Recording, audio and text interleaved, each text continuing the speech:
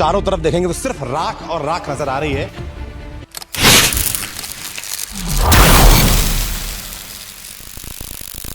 नमस्ते दोस्तों, अक्सर कहा जाता है कि धुआं वहीं उठता है जहां आग लगी हो। लेकिन क्या हो अगर मैं आपसे कहूं कि ये आग लगती नहीं बल्कि लगाई जाती है। पिछले कुछ हफ्तों में लखनऊ, गाजियाबाद से लेकर दिल्ली की झुग्गियों में आग लगने की भयानक खबरें आई हैं। न्यूज़ हेडलाइन से शॉर्ट सर्किट कहती है, लेकिन पैटर्न कुछ और ही कहता है। क्या ये इत्तेफाक है कि ये आग हमेशा प्राइम लोकेशन वाली ज़मीन पर ही लगती हैं? क्या ये इत्तेफाक है कि हमेशा गर्मियों में ही लगती है जब हवा का रुख आग को फैलाने में मदद करता है? नहीं रह गया, एक दिन का नहीं रह गया। शादी के 5 लाख रुपया रखे रहे, जेवर गिरे, वो सब बढ़ गए, इसमें कुछ नहीं रह गया। किसी काम का प्रशासन नहीं है, अभी तक प्रशासन देखने भी नहीं आया क्या हुआ क्या नहीं। यहाँ पर ना कोई टेंट की व्यवस्था दी गई है। 12:21 पे फोन किया था, गाड़ी आई 2:30 बजे लगभग। आज हम सिस्टम की उन परतों को खोलेंगे जिसे अक्सर राख के नीचे दबा दिया जाता है। सरकारी रिपोर्ट्स कहती हैं शॉर्ट सर्किट, लेकिन चलिए इसका एनालिसिस करते हैं। झुग्गियों में बिजली के तार खुले होते हैं, ये एक सच है, लेकिन फॉरेंसिक साइंस कहती है कि एक शॉर्ट सर्किट से आग लगने और उसे 500 घरों तक फैलने में काफी वक्त लगता है। यहाँ विटनेस कहते हैं कि आग 3 अलग दिशाओं से एक साथ शुरू हुई।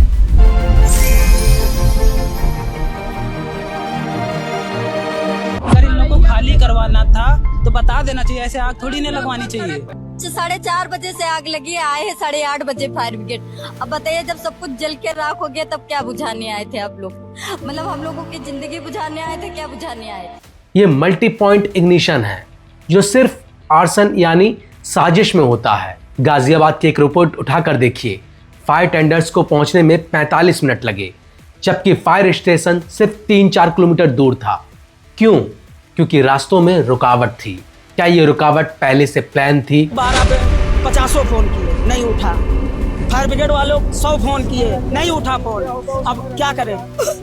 कि जो ये चड्डी है, यही चड्डी है मेरे पास, सिर्फ बस, जो दूसरी चड्डी भी नहीं है मेरे पास। लखनऊ का गोमती नगर एक्सटेंशन हो या गाजियाबाद का कौशाम्बी, ये गोल्डन लैंड है। यहाँ जमीन की कीमत 8 से 15 हजार रुपए पर स्क्वायर फीट है। एक स्लम में अगर 500 परिवार बसे हैं तो उन्हें कोर्ट के रास्ते हटाने में 2 साल लगेंगे और करोड़ों का कंपनसेशन देना पड़ेगा। अब इसका कैलकुलेशन समझिए। पहला रास्ता लीगल इविक्शन, खर्चा 20 करोड़ और 10 साल का वक्त। दूसरा रास्ता द फायर मेथड, खर्चा कुछ लीटर पेट्रोल और लोकल नेक्सस, वक्त सिर्फ 2 घंटे। जब जमीन साफ हो जाती है तो वो रातों रात इंक्रोचमेंट फ्री कहलाई जाती है। बिल्डर्स को प्रोजेक्ट मिलता है और गरीब को मिलता है सिर्फ धुआं। आग लगने से ठीक पहले क्या होता है?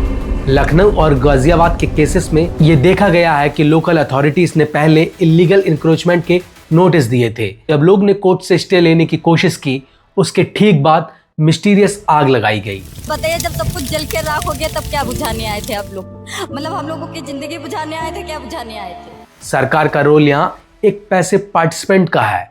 नेशनल बिल्डिंग कोड 2016 के मुताबिक हर बस्ती में फायर फाइटिंग पॉइंट्स होने चाहिए, लेकिन क्या कभी इन झुग्गियों में हाइड्रेंट्स लगाए गए? नहीं, क्योंकि उनके लिए ये लोग एग्जिस्ट ही नहीं करते।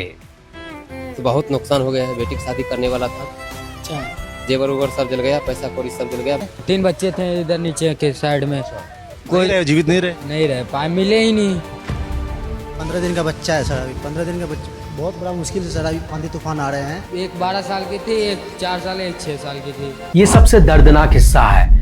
आग लगने के बाद जब गरीब अपना बचा कुचा सामान समेटता है तो उसके डॉक्यूमेंट जल चुके होते हैं।